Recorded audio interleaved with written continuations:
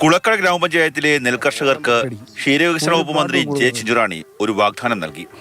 നെൽകൃഷിക്ക് ശേഷമുള്ള വൈക്കോൽ യന്ത്രം ഉപയോഗിച്ച് കെട്ടിവെച്ചാൽ അവ ക്ഷീരസംഘങ്ങൾ വഴി വാങ്ങും. മന്ത്രിയുടെ ഈ വാഗ്ദാനം കേട്ടാണ് പോറ്റൂരിലെ കർഷകർ പാടത്തിറങ്ങിയത്. കൃഷി നടത്തി, വിളവെടുത്തു. അന്യദേശത്ത് നിന്ന് മെഷീനെത്തിച്ച് വൈക്കോൽ കെട്ടിവെച്ചു. ഇക്കാര്യം ക്ഷീരവകുപ്പിനെ അറിയിക്കുകയും ചെയ്തു. യാതൊരു നടപടി ഉണ്ടായില്ല.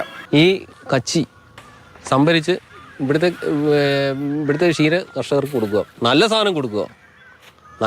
ഞങ്ങൾ ഇതിനകത്ത് ഉപ്പോ യൂറിയോ ഒന്നും വലിച്ചെറിയിട്ടില്ല. നമ്മുടെ നാട്ടിലുള്ള നെൽകർഷകരുടെ കയ്യിൽ നിന്ന് ഈ കച്ചി ഏറ്റെടുക്കുക. നമുക്ക് മെയിനായിട്ടുള്ള അന്നേരം നമുക്ക് നഷ്ടം കുറയ്ക്കാൻ വേണ്ടി സാധിക്കും. അതെ, നമുക്ക് ലാഭമില്ല, നഷ്ടം കുറയ്ക്കാൻ വേണ്ടി നെൽ കർഷകർക്കുള്ള നഷ്ടം കുറയ്ക്കാൻ വേണ്ടി സാധിക്കും. ഈ കർഷകരുടെ വൈക്കോൽ ക്ഷീരസംഘങ്ങൾ വാങ്ങിയില്ല എന്ന് മാത്രമല്ല, തമിഴ്നാട്ടിൽ നിന്നുള്ള വൈക്കോൽ നാട്ടിലേക്ക് ഇറക്കുമതി ചെയ്യുകയും ചെയ്തു. വൈക്കോൽ വാങ്ങാൻ ആളില്ലാത്തത് മൂലം ഔഷധ നെല്ലായ ഞവരയുടെ വിളവെടുപ്പ് പോലും മാറ്റിവെച്ചിരിക്കുകയാണ് കർഷകർ. ദിവസങ്ങൾക്കുള്ളിൽ വൈക്കോൽ വാങ്ങിയില്ലെങ്കിൽ അവ കൂട്ടിയിട്ട് കത്തിക്കുക മാത്രമാണ് മാർഗമെന്ന് കർഷകർ പറയുന്നു. മാതൃഭൂമി ന്യൂസ്, കൊല്ലം.